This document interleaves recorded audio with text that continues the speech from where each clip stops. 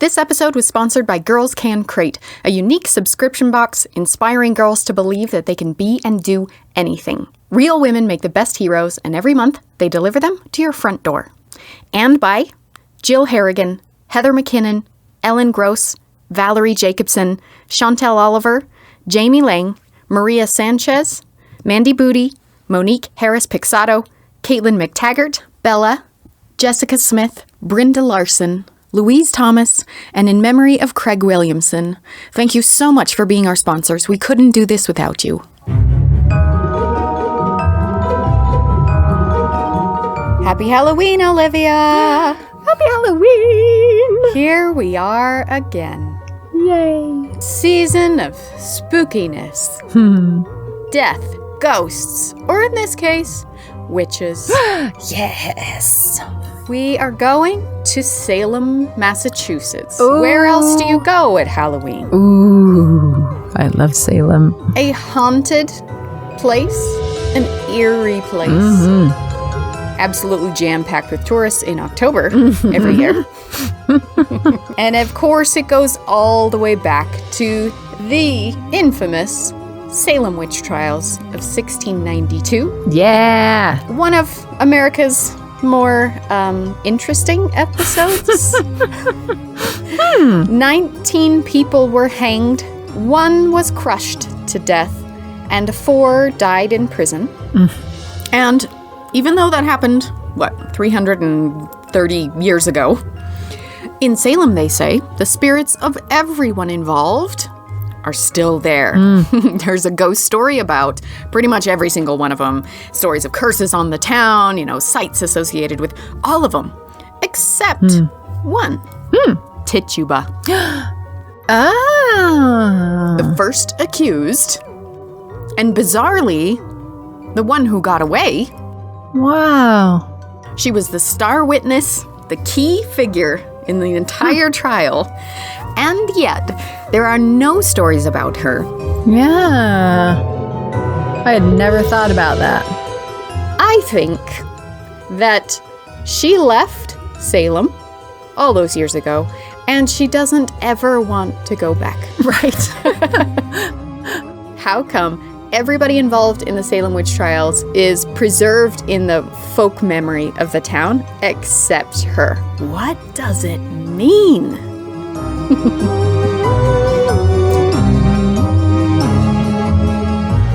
I'm Katie Nelson. And I'm Olivia Mickle. And this is What's Her Name?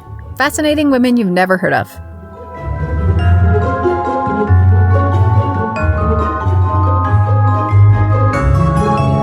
In Salem, I spoke to... Hello, my name is David Tullis. I'm a tour guide in Salem, Massachusetts, and I get to talk about the Salem witch trials pretty much every day with various tourists from all over the world. Salem is such a fascinating town. Salem is now the Jerusalem for witches, and we have people from all over the world. And its arc as a place, amazing. There's not really another city that has the same association with witchcraft in the same level. Really. Yeah. Every business there has something witch related. The witch omelet, the witch kiss cocktail. There's the Witch City consignment. There's the Witch City taxi cab. The police officers wear a patch that has a witch on it. Really? Yeah, it's just everywhere. So we are, of course, talking about Tituba. Tituba! Also pronounced Tituba. This is a very strange moment in American history. This is the worst outbreak of witchcraft that we've ever had in North America. And it's also a period of time that just really captures the public imagination. And to really understand this thing, you have to start with the people who settled Massachusetts originally, and this, of course, was the Puritans. They had a rule about everything, from your clothes, your food, how you can celebrate Christmas, literally everything.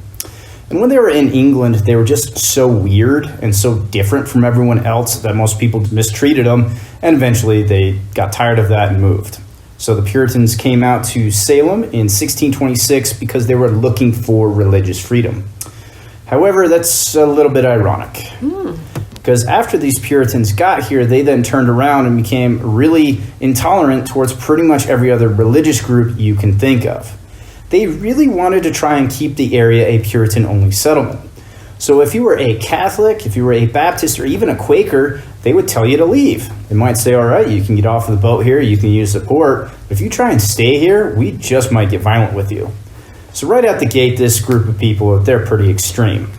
And Puritans, they're like history's great extremists, but witches were burned elsewhere. It's not unique to Puritans. Yeah.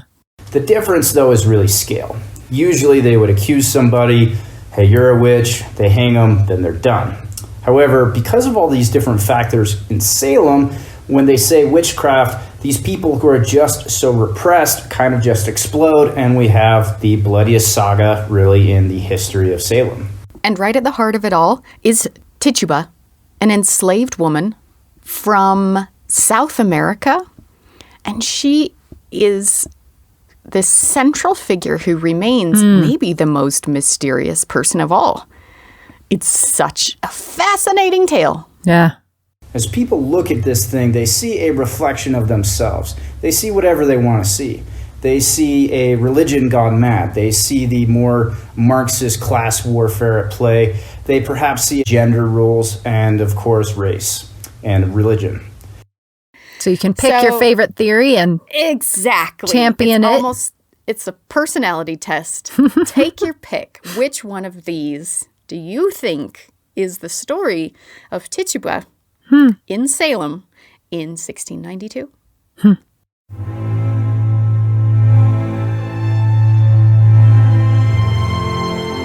What we really have here is a situation where a number of factors come together. But of course, once they got to the New World, they found out that life was pretty hard. There was a lot of things they had to deal with, including the fact that there was already people living there. And when they encountered the different native tribes, these Puritans saw these people as pagans, as savages, because they're not Christians. And unfortunately, that did lead to conflict. This is why Salem, Massachusetts is the birthplace of the National Guard, because the first militia mustered there to deal with this threat. There was also... Really? Yep. They also had to deal a lot with smallpox. That was a big issue. That killed a lot of people. And of course, they had to deal with the weather.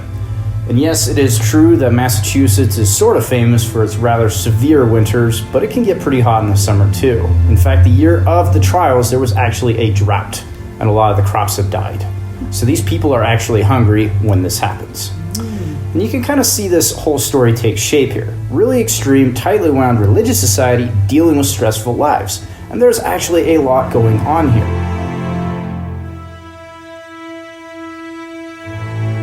It first started with the family of the local minister, a man by the name of Samuel Parris. Samuel Parris. Parris is kind of an interesting figure. What a guy. He really didn't want to be there. To me, he's like that classic example of a patriarch with money who really just is not good at anything. He just kind of like stumbles his way through life sucking at everything. Politics. In this time, there was Salem Village and there was Salem Town. He fails at his career in the Caribbean. But he's still got money, you know, in the world that gives such preference to rich white guys. He can just keep on going. Fail up. Yeah. So why did the people bring Parris here? Because they want to separate from the village. Why is Parris there? Because he can't do anything else. He failed at Harvard. He had to drop out. He then tried to be a businessman and trade with the Caribbean islands, but failed at that. However, he did pick up a couple of slaves in the Caribbean by the name of Tituba and John Indian. And he brought them back to Massachusetts, and then he became a minister, and then gets told he has to go to Salem, a place that doesn't have a very good reputation, so he's kind of mad. That's a recipe for a disaster. I wish we knew more about Tituba's origins. She came from a native group in South America, and this is post-conquistadors. This is after a 90% death rate. Somehow she has survived that, but she's been enslaved. John Indian, the other slave traveling with them, that's her husband. There was a massive slave revolt which failed in Peru in the mid-1650s. The tribe that rebelled was wiped out forever. So she's in Barbados, which is one of the major slave trading capitals, and that's how she comes to be sailing on a ship to Salem, Massachusetts, in the household of Samuel Parris. She seems to be employed as the caretaker of Samuel Parris's daughter and niece.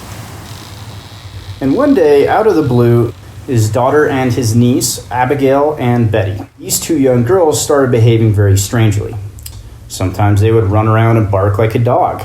Sometimes they would reach into the fire, grab a log that is lit, and toss it into the middle of the cabin.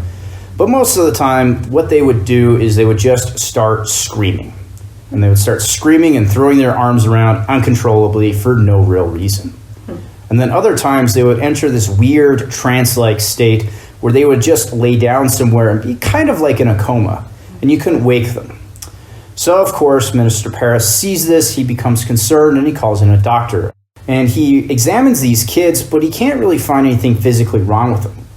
So using the Puritan mind that he owned, he turned and he says to the minister, "Hey, this isn't anything I can help you with. This is something that has to be fixed by a man of God." But wait, a man of God, says Samuel Parris. That's me. That's supposed to be me, right? If I'm going to be a good minister and not a failure again, then my own daughter and niece should not be possessed by the devil. When they started the investigation, the first thing that they did is they went to those two young girls themselves and questioned them, which is really incredible because they're only 11 and 9 at this point. And there's different interpretations of this, but this probably looked something like a police interrogation. This is a room full of angry old men yelling at you. And in this sort of very stressful, pressure-filled situation, and these old men are saying, "Who are the witches? Who did this to you? What happened?" These kids finally said the name Tituba. But why did they say that? Yeah. It's possible that in this very stressful environment, they said the one name of their caretaker, the person whose job it was to care for these young girls in the Parris home. Oh. They might be saying, not Tituba, but instead, Tituba! Yeah. Help! And if that's the case, oh man, what a sad tale. Or it's also possible that they just sort of pointed the finger at the easy target because, of course, she is a slave. And they say, "Tituba, are you a witch?" She doesn't really seem to understand what is being said, so Minister Parris, who again is not a very nice person, beats her. And then eventually she says, "Yes, fine, stop. I just don't want to be hit anymore." And then he says, "Okay, what have you told these kids?" And she says, "Well, it's possible that I may have told them about the various sort of cultural things from her homeland. That could include possibly fortune telling. There's a lot of different things on this, or whether, let's talk about your future husband, that sort of thing." yeah. Hard to say for sure. What's clear to me about the whole story of her confession is that she is a just masterful storyteller. Stacy Schiff describes Tituba's confession as hauntingly specific and gloriously vague. She confesses, "Oh yes, I was listening to the devil. Oh yeah, yes, we did have meetings in the woods." And then it's obviously just leading the witness. They're asking these leading questions. Everything they ask about, oh yeah, she's got details. So maybe she was very aware of that psychology and said, "Well, all right, She's like, time to make it big." Well, I know what they want. Yep. I'm just gonna Of course I hung out with the devil. Like, what else would you think is going on? Exactly. And her confession goes on for days. Everybody else, they're just questioning. They're like, "I didn't do it. No, I didn't do it." And then they're killed. But every time they bring back Tituba, she's like, "I got more stories for you I was going to guys." say, maybe it's a modern Scheherazade, right? Like, as long as she can Yes. keep giving them more, they're not going to kill her. Yes, she saw a hog and a great black dog. There was a red cat. There was a yellow bird. There's a hairy creature that walked on 2 legs. Oh, there was another animal she couldn't remember, but it had wings and 2 legs and a head like a woman. And the devil promised she could have this bird. I mean, she just like incredible stories. that she spins. So she's obviously really into it. Why? What does it mean? Yeah.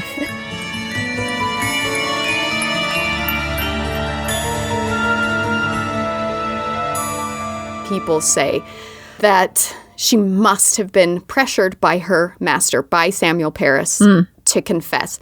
Why would she confess so swiftly and so creatively if he hadn't told her, you cooperate with these people and, whatever they suggest, you agree to it? But these girls then say that there's not only just a witch, but a coven of witches. And they say that they have gone out into the woods, participated with this group of witches in whatever it is they actually do, and that is ultimately the cause of all their strange behavior. Now, they say to him, okay, so who else was out there? And they say, well, we can't say. And they say, well, you better say. They ask her things like, was there a book? Oh, yes, definitely. Sure, there was definitely a book. Was it big or small? I don't know. I can't remember, Were there names in it? Oh, yeah, lots of names. Well, what names? He didn't let me see the names. I don't know. And so that level of cooperation makes a lot of people say, now this is Samuel Parris's doing. He made her take the fall. So is she a genius mastermind, or is she the ultimate victim? Yeah. Or it all really happened, or she really thought that it all happened. There's so many different ways to see it. And eventually, after they've questioned them for so long, they start telling this description of a man that they see out there in the woods. And eventually, they decide that this man that they have seen, dressed entirely in black, is a former minister by the name of George Burroughs. And when they say that name, that shocks everybody. Because they're Puritans. To find out your old minister is now a witch, well, that's quite shocking. So, of course, they go and arrest him as well. Then, the hysteria spreads.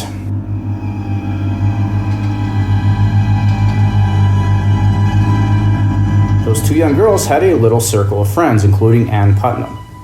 They sit around, they hang out, and they talk about things, and in this case, it just so happened to be about witches. And so we see these other three girls start making their own accusations. And it works. Everybody believes them. They accuse a woman named Bridget Bishop, who is a not very well-liked woman in the area. And then they accuse a old woman who can't make it to church named Rebecca Nurse. And they start just accusing people at random. There was even a point where the sheriff, George Corwin, took these young girls out of Salem, and they went throughout the rest of Essex County, and he said, okay, tell me who the witches are. And they would make all the people stand in the middle of the town, and these young girls would more or less just point at somebody. And they said, I saw her at the witches' gathering, and I saw her. What? We should note at this point, the people that these kids accuse when they're doing that are very much the easy targets. There are people who are just a little bit different. Somebody who's mentally ill, somebody with physical disability, maybe someone who just doesn't really get along with their neighbors. Anything like that really seems to have made you a target. And it works. Yeah. And people believed them. Yeah. Now, that really makes me think, what power? And Yeah. if you're a young girl in the patriarchy of patriarchies of Puritan New England, and you're totally powerless in life, and you do believe witchcraft is real, would you try it? Would you try it just to desperately have some kind of control or say in who or what has access to you? Yeah, I mean, if it's your only chance at any sort of autonomy. Yeah. I mean, putting my 11-year-old self in that position, pretty sure 11-year-old me would be like, wait, I can just point to someone and say, she put a spell on me. And then that person gets arrested and likely killed. Yeah. Whoa. Terrifying amount of power to put in a not yet fully developed moral and brain. Frontal lobe. Yeah. When they arrested Bridget Bishop and they went into her house, they actually found little dolls, little poppets, they called them. So it's probable that she was doing some sort of a folk magic. And that's how you get a full-on panic. Yeah. The actual panic set in. That's the hysteria part of it, because that's where we see other people come forward. And you might hear something like, oh, I've been attacked by a witch as well. I think it is this person over here who did it. My neighbor, whom I've never liked anyway. Please get rid of him for me. And you can kind of see how this goes. And they start arresting a number of people, mostly women, but you do see a couple of men, mostly the elderly, getting accused.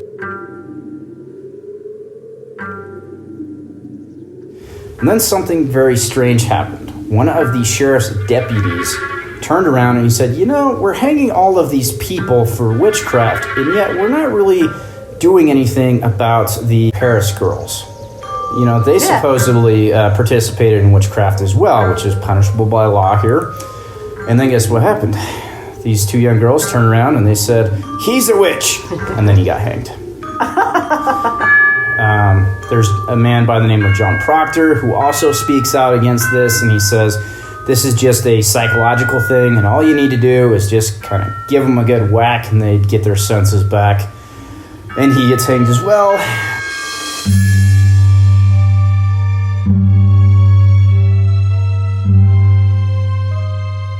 Most people in Salem are just sort of letting this happen. They're just sort of putting their heads down because it's scary.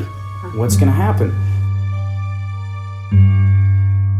And this whole time, even though Tituba is the star witness and she's given him all these details, they never kill her. And that sort of leads into the big mystery about her.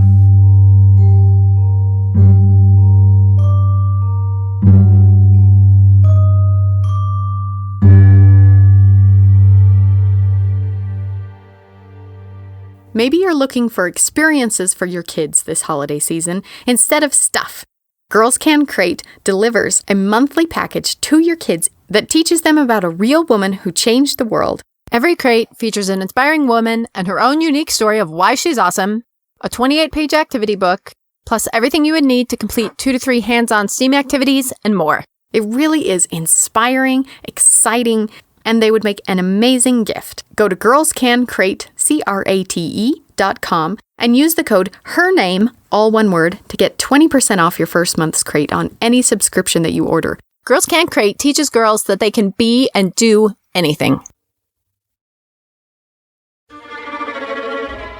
Tituba was being held in the Salem dungeon, and in this time, you actually had to pay for your stay in this dungeon. You had to pay for the food that you ate and basically pay rent for the stall that you occupied. But you can't pay. How does she survive when everyone else was killed? But yeah, Tituba has occupied this very interesting point in pop culture because of the play The Crucible, and then of course different film adaptations. There's a couple other books kind of based on her, and a lot of people think of it as just sort of a strange coincidence that the young, probably Native American woman survived when everybody else was killed.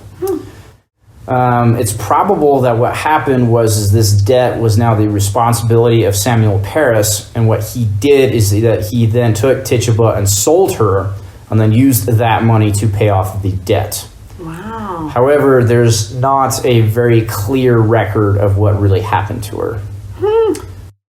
Okay, so the judge and the sheriff, they're related. And when they convict people of witchcraft, they claim their land. And so some people look at that and go, is this just one giant land grab? Yeah. In which case, Tituba wasn't killed because she didn't own anything. Yeah. All right, guys, we ready to keep moving? It's interesting. The only real thing left in Salem that's associated with the witch trials is Judge Corwin's house. The judge who, made this whole disaster happen. The owners have named it the Witch House, right, in order to get tourists to visit. It's a little bit misleading. That's what it sounds like. And ain't that always the way that it's the male patriarch's house that survives? Wow. But kind of deliciously ironic that now it's called the Witch House. That's a kind of, finger to the judge. There's also a question about the Corwin family, Judge Corwin and Sheriff George Corwin, them trying to capture land. There's a good example with the one gentleman who was accused named Philip English. And he got accused and they seized his land, but he sort of got it back later on.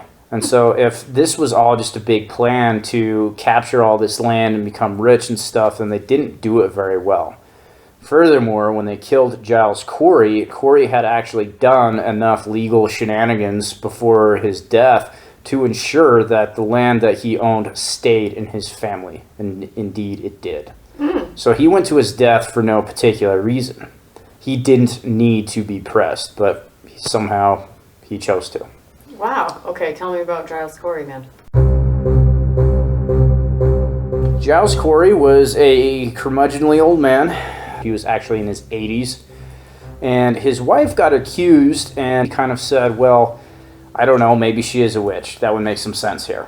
And so he's not seen very well now. At any rate, they eventually arrested him. And they took him down to this courthouse, and he refused to participate. He refused to say whether or not he actually was a witch. Because if he entered a plea and was found guilty of this, then they could seize his property.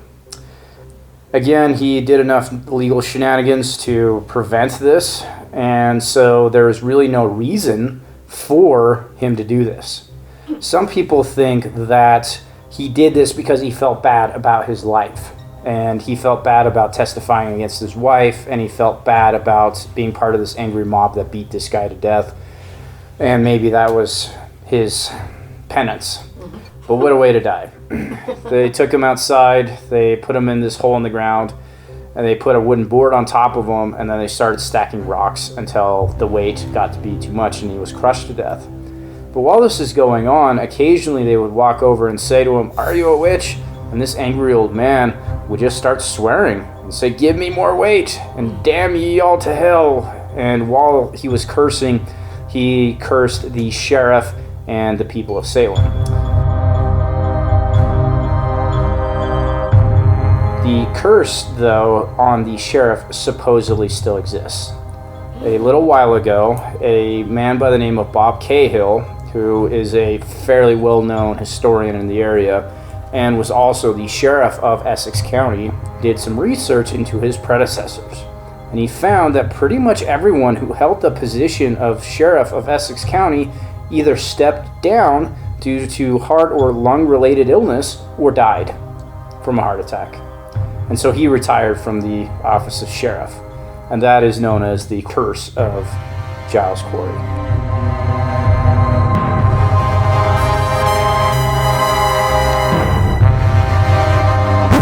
But wait, hold on. If anybody was going to curse the town, if anybody was innocent in all this, and I don't know, came from a cultural tradition of curses and magic, if anybody was going to curse the town, I'm saying, wouldn't it be Tituba? Yeah. Why isn't it Tituba? Why is this random old man the one who is remembered as the one who cursed the town? Yeah. A point to which we shall return. Carry on.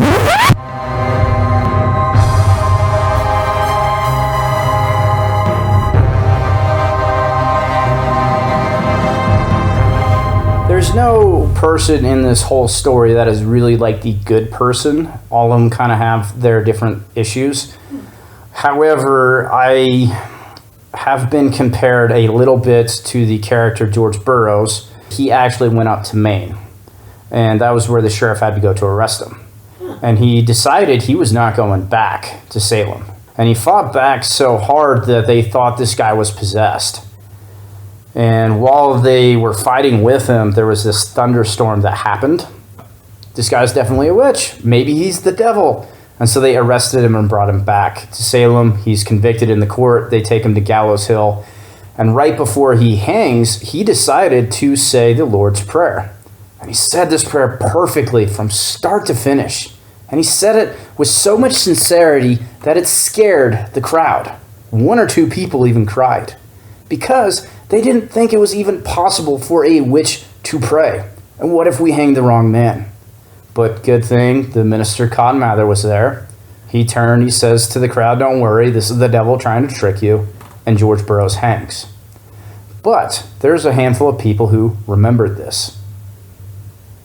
and that sometimes can plant a seed. Her 9 conspirators that she describes became 24, it became 40, eventually 100, and finally 500 people accused of witchcraft. Wow. And then we get to the governor of Massachusetts. His wife gets accused, and that's simply a bridge too far. And he goes, nope, that's not going to happen here. And then he more or less just stops this thing. And he dissolves the Oyer Intermiter, the court that was hearing these trials, and then he starts the process of freeing people who were in jail. But after the witch trials ended, most of the people who were involved really didn't face any consequences. They kind of just scatter and in some cases disappear from history.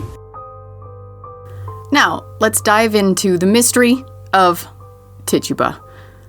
Here we have this young Native American slave who's accused of witchcraft.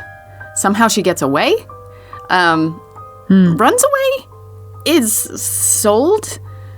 So how do we explain it? What are the bigger dynamics going on? What social forces are at play in this crazy moment? Yeah, I mean, it's fascinating to look at witch trials as they usually start with the least powerful, right? They start with women. The slave. Yeah, they start with women. They start with old women. They, historically throughout the world, they start with people who are odd. Yep. But in a society where there's no other way to remove the great and powerful, right? You cannot make any other accusation against these people and be taken seriously, but you can point your finger and say, witch! And get that person thrown in jail, there's a lot of motivation there for a lot of people, whereas Tituba is not, no one is motivated to do anything with her. She's not important enough for anyone to care very much. Good right? point. Yeah, she doesn't have a horse in the race. Yeah, nobody's going to no benefit from her being hanged. It's also, to me anyhow, a mark of class warfare. The very first person who is accused is this enslaved woman. When they come and arrest her, she can't very well say, hey, where's my lawyer? So they just take her. And then we travel through the rest of the community. And we start at the bottom, of course, and then we go to different people who are not very well liked. Sarah Good, I believe, was homeless. Her daughter was homeless with her, Dorothy Good. And they were both arrested.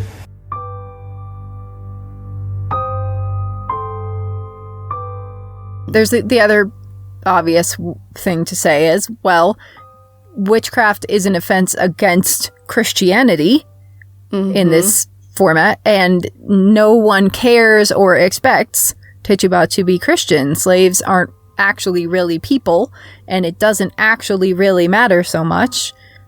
She can't, it's a weird paternalistic misogyny that says she's like a child and can't understand, just like the girls are children and can't understand, so they can't be held accountable. She can't be held accountable because she's not really even a whole person. Yeah, in fact, David Tolis talks about that too. We had a conversation about how that kind of takes away the girl's agency to just say like, oh, they're these weird, innocent bystanders in a complex system they didn't understand. But one of the ways you could frame these girls is like, these are psychopaths. Vindictive, manipulated an entire society in a spectacular way. Yeah. Some people say, well, perhaps the men and their families are telling these young women who to accuse, and then they just do it, and as such, they're kind of the mouthpiece. And that's a fairly common theory. But let's remember that there's around 200 people who got accused. So it's a little bit hard to say that that's the case for every single instance. In some of my history classes, I talk to my students about hegemony and how you can look at any narrative in human history and put on a different lens. You can see it through the hegemony of race. You can see it as an issue of gender. You can see it as an issue of social class. You can see it as nationality, religion, and depending on those pairs of glasses that you put on, the story turns into something just radically different. And that disputes among historians are almost always about what hegemony is at the root of all this. Is this a story that's about gender? Or is this a story that's about race? Is this a story that's about religion? Is this a story that's about class? And all of those factor in hugely to the Salem witch trials. I often talk to a lot of people who are kind of surprised when they find out that there was men who were accused of witchcraft. And indeed, there was men who were accused. There's also the reality that many of the people doing the accusing were other women, mostly young women. It's a situation where I think that some of these young women did a lot of bad things, and they just can't really accept that these young girls did bad things, so they want to shuffle it off to somebody else. And having said that, Samuel Parris, George Corwin, some of these characters involved in this who were men were absolute assholes and should not have held the positions that they had, but they did. Lately, it's fashionable to point out how it's about race. That, of course, you've got this woman of color who's the first accused. She weaves these tales from a far away, exotic, maybe scary place, and that just freaks everybody out. There's another little detail from the court records that people are paying more attention to these days, and it's the girl's description of George Burroughs, that guy who ran away to Maine. Saying, hey, we saw a black man or man in black out in the woods leading this group of witches, and then that becomes George Burroughs. However, in today's world, the word black is pretty much synonymous with the word African, of African descent. It was not necessarily back then. It can have a couple of different contexts. It can be basically just a shadow. It could be the sort of shadowy figure standing back in the trees. But then they also sometimes use the word black in the same way that a modern person might use the phrase person of color. Somebody who is not Caucasian, but not specifically African. So, arguing that it's about race is a pretty tenuous place to be. Others interpret this story as a kind of cautionary tale about religion. Pretty much all of these characters are Puritans. All of them. Even the people who spoke out against it. So to say that this is just what this group of people believes and that's what they're running with doesn't make a whole lot of sense. Because then you go, well, what about Proctor? What about these people who said, no, this isn't right? It's clearly an interpretation of religion that is being used for some other purpose. But what that purpose is a little bit hazy. Some say, well then, maybe there is no social explanation. Maybe it is medical. Maybe we can explain it with science. There's this substance called ergot. What ergot is a type of fungus that can grow on wheat if you store it improperly. If you eat this stuff, you will indeed hallucinate. So the theory states that somehow these kids got into this stuff without knowing what it was, ate, went on this cosmic trip through time and space, and this just gets misinterpreted. When I first heard all about the trials, this was the theory that I leaned towards the most. I am slowly walking back from it. Remember, it was a drought, and that would make it hard for the dampness to get into these food stores to make the wheat be infected with ergot. Also, ergot is really dangerous, and it is quite poisonous. And if you eat it multiple times, you will have some pretty serious symptoms and probably die. So if these kids are eating it constantly for these different episodes that they're experiencing, why didn't they die? There's also weird symptoms with it, like supposedly your fingers start changing colors because it affects your circulation.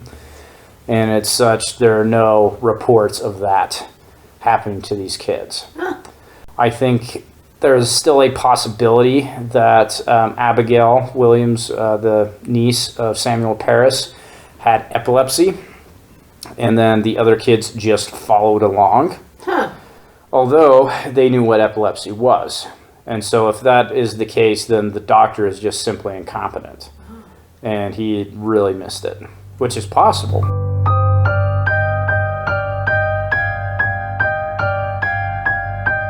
At this point, I tend to think that this is more of a psychological episode that occurred. and we've seen many cases of mass delusion happen throughout history.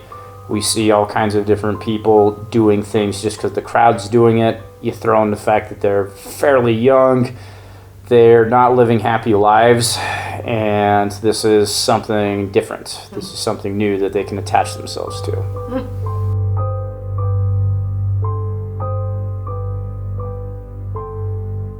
At least for me, the answer to which of these glasses should we be looking through, which of these ones is right, is yes. It's always all of them, right? It's always all of these things, and that's the struggle, is to see the things that you aren't, to know what you don't know. As in our own lives. And to me, this is the profound takeaway, one of the great takeaways from history, that when you look at an event in the past, it's almost never a single hegemony at play. It's almost never just race, just class, just nationality. It's a really complex concoction. And the same thing is true today, that I am personally wary of anyone that is spinning me a narrative that's trying to convince me that anything happening today is just this one hegemony, that it all boils down to this one hegemony. It's all of them, as complicated as humanity has always been. So as I look back at this whole event that was the Salem witch trials, I see a couple of things at play here. It's very reflective. Whatever you want it to be, whatever one of those theories that you think it is, you will probably see it as you read this information. The other thing is that I've really come to the conclusion that there is simply just not one answer. I think there is a multitude of factors that played into this whole event and caused this to happen. So when somebody says, oh, this is religion, oh, this is gender, oh, this is whatever it is, they're really only getting a piece of it. They're maybe getting 10% depending on what it is they're talking about. They're not really wrong, they're just not as right as they could be. So how much agency did Tituba have? Because one really amazing way to look at her, reading her confession, she's just going to town with the story. She's giving all kinds of details.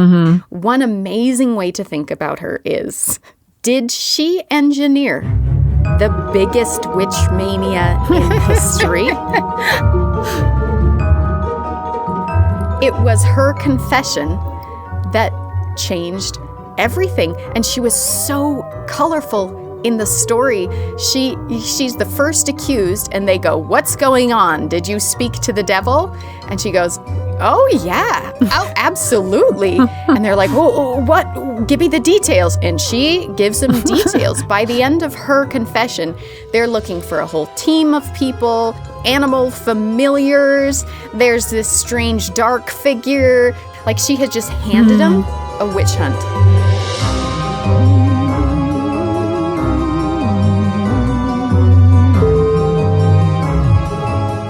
It was her that created which the scene. Distracted from her effectively, right? Yeah. They're not paying attention to her anymore when there's 500 people involved. And then they ignore her.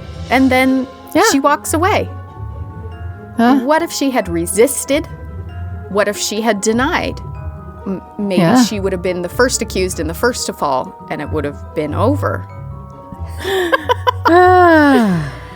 And maybe she did get away. I don't know. Maybe the deal was she's going to leave Salem and never come back. And that's why she's still not there today. No ghost story. Maybe she flew away. Yes. I mean, John Proctor haunts the streets. Giles Corey haunts the graveyard. But Tituba, she is long gone. Yeah. But I like to imagine if Tituba did secretly place a curse on the town, then I can see it playing out today. Because if there's anywhere in the world that is dominated by witchcraft today, it's Salem. And in that regard, because of the trials and that association with witches, that popularity was born, And now there are far more witches in Salem than there ever was in 1692.